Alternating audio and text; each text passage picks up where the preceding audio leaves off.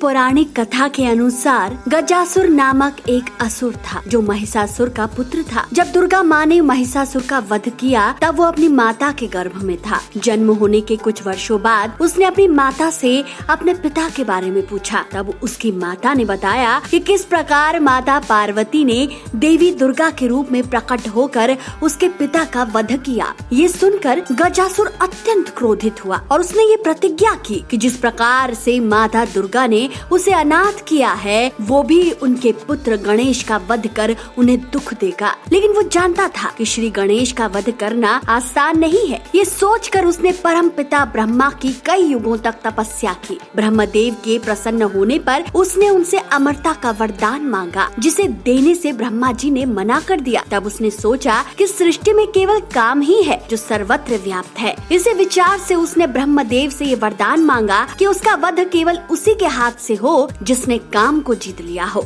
ब्रह्मा जी उसे ये वरदान देकर अंतर ध्यान हो गए। वरदान पाने के बाद वो निरंकुश हो गया और सृष्टि में उत्पात मचाना शुरू कर दिया।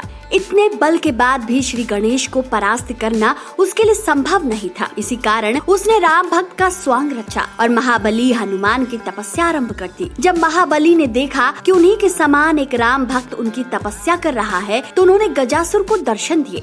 गजासुर ने उनसे वरदान का वचन लेकर कहा कि शिव पुत्र गणेश श्री राम की सदैव अवहेलना करता है। मैं चाहता हूँ कि आप उससे युद्ध कर उसे मृत्यु दंड दें, क्योंकि हनुमान जी वचनबद्ध हो गए थे, इसलिए उन्हें मजबूरन श्री गणेश से युद्ध करने जाना पड़ा। मार्ग में उनकी भेंट देवर्षि नारद से हुई। उन्होंने नारद से पूछा कि क्या वास्तव में गणेश जी रामद्रोही हैं? क्योंकि देवर्षि स्वयं चाहते थे कि गजासुर का विनाश शीघ्र ही हो। यही सोचकर उन्होंने झूठ तो नहीं बोला, पर बात बदलकर कहा कि गणेश जी तो सदैव शिव भक्ति में लीन रहते हैं। श्री राम का स्मरण करते तो मैंने उन्हें कभी नहीं सुना। देवर्षि से ऐसा सुनकर हनुमान जी उसे सत्य मानकर कैलाश पहुँचे और श्री गणेश को ललकारा। दूसरी ओर देवर्षि शीघ्र ही माता पार्वती के पास गए और उन्हें सूचित किया कि महाबली हनुमान विघ्नहर्ता से युद्ध करने कैलाश पहुंच गए हैं। ये सुनकर माता तत्काल महादेव के साथ उस युद्ध को रोकने चल दी। तब गजासुर ने उनका मार्ग रोक लिया और हंसते हुए कहा कि हे देवी, जिस प्रकार तुम्हारे कारण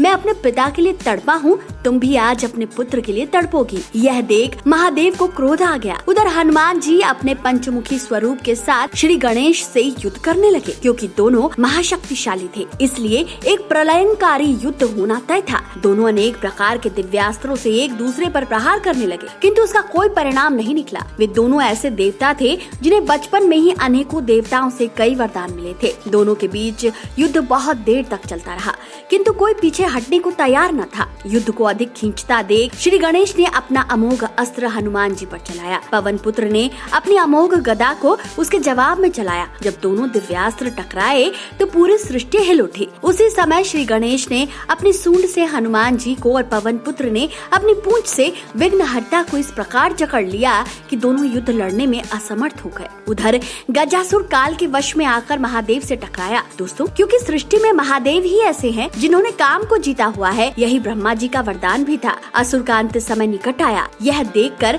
महादेव ने अपने त्रिशूल से गजासुर का मस्तक काट दिया। इस प्रकार उस अन्यायी असुर का अंत हुआ।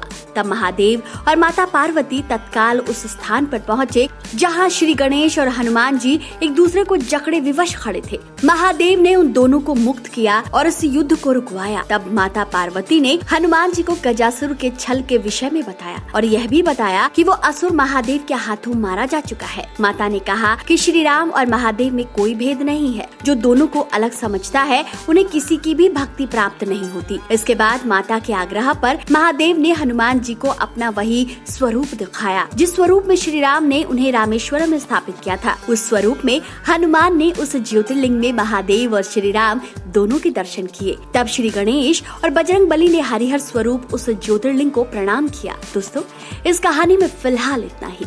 मिलते हैं अगले वीडियो में एक नई कहानी के साथ। आपको ये कहानी कैसी लगी कमेंट करके जरूर बताएं।